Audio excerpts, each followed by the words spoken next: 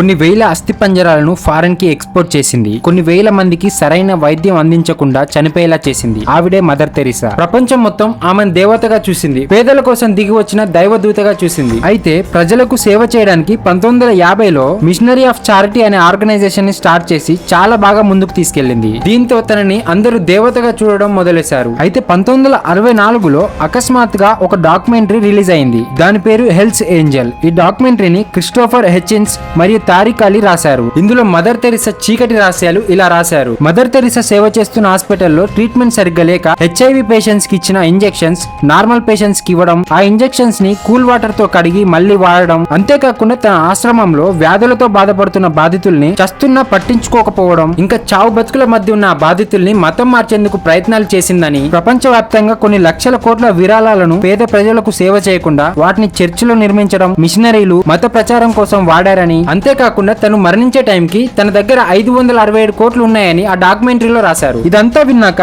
Mother Teresa మీద మీ అభిప్రాయం ఏంటో కామెంట్ చేయండి.